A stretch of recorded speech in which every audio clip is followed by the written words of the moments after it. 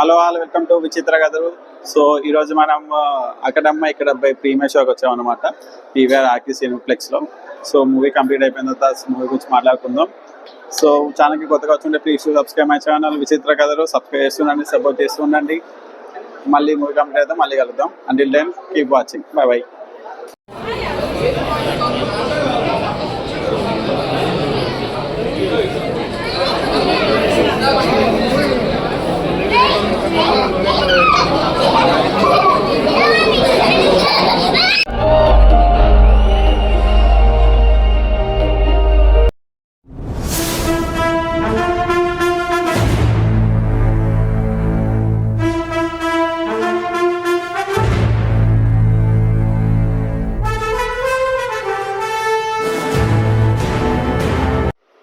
Finally done with the film. ఇంకా movie story line గురించి మాట్లాడేసుకుందాం. తమిళనాడు బోర్డర్లో ఒక విలేజ్ ఉంటుంది అనమాట. ఆ విలేజ్లో 60 మంది అబ్బాయిలు పుడతారు. 60 మంది అబ్బాయిల తర్వాత ఒక అమ్మాయి పుడుతుంది. ఆ అమ్మాయి పేరే రాజా, అదే మన హీరోయిన్ దీపిక పిల్లి. సో అప్పుడు ఆ ఊరి పెద్ద ఒక నిర్ణయం తీసుకున్నారు అనమాట.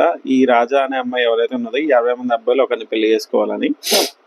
ఆఫ్టర్ సమ్ సీన్స్ ఆ విలేజ్కి మన హీరో ఎంటర్ అవుతాడు, అదే ప్రదీప్ మాజిరాజు. ఆ తర్వాత ఏమైనా అది remaining part of the story.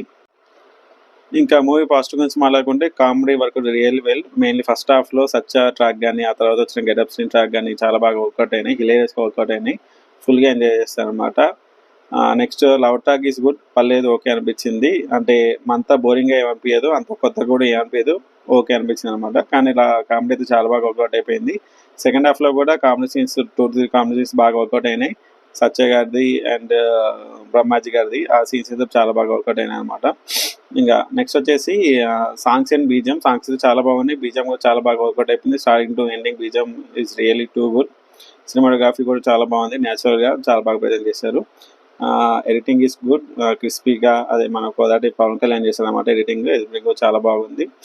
ఇంకా యాక్టర్స్ పర్ఫార్మెన్స్ గురించి మాట్లాడుకుంటే ప్రదీప్ మాచిరాజు సెకండ్ ఫిల్మ్ ఇది. యాజ్ ఎ హీరోగా is done a good job. ఇంకా కొంచెం ఇంప్రూవ్ అవ్వాలి యాక్టింగ్ వైజ్గా. అండ్ దీపిక పిల్లి ఫస్ట్ ఫిలిం అయినా కానీ చాలా బాగా చేసింది అనమాట acting. And Satya and getup scene అయితే కామెడీ సీక్వెన్సెస్ కానీ చాలా బాగా వర్కౌట్ అయినాయి. వాళ్ళ పంచెస్ డైలాగ్స్ చాలా బాగా వర్కౌట్ అయినాయి, చాలా బాగా ఎంటర్టైన్ చేస్తారు వాళ్ళిద్దరు. సినిమాని కాపాడింది 70% ఎవరంటే సత్య అండ్ గెటప్ సీన్ అనమాట. So coming to the negatives వచ్చేసి ఫస్ట్ హాఫ్ అయితే చాలా బాగా వర్కౌట్ అయిపోయింది. సెకండ్ హాఫ్లో ఒక చిన్న ప్రాబ్లం వస్తుంది అనమాట హీరోకి. ఆ ప్రాబ్లం నుంచి ఎలా బయటపడ్డారు అనేది మనకు కొంచెం ఇంట్రెస్టింగ్ అనిపిస్తుంది అనమాట పోస్ట్ ఇంటర్వెల్ సీన్. ఇంకా అప్పటి నుంచి మూవీ ఇంకా స్టోరీ అక్కడ స్టక్ అయిపోతుంది అనమాట. ఆ తర్వాత 2-3 కామెడీ టాక్స్ వర్కౌట్ అయినా కానీ కథ అనేది ముందుకెళ్ళదు అనమాట. ఇంకా in between Vennela Kishore track కానీ బ్రహ్మానంద ట్రాక్ కానీ అంత బాగా వర్కౌట్ అవ్వలేదు. వాళ్ళకి మంచి సీన్స్ రాస్తుంటే ఇంకా బాగుండేది. సెకండ్ హాఫ్లో writing could have been better అనిపించింది నాకైతే. డ్రాగ్ కూడా కనిపిస్తుంది సెకండ్ హాఫ్ టు క్లైమాక్స్ ఏమైనా మంచిగా వర్కౌట్ అవుతుంది, క్లైమాక్స్ అంత బాగా ఏం వర్కౌట్ అవ్వదు. కన్వీనియన్స్గా ఎంజాయ్ చేస్తారు మూవీని.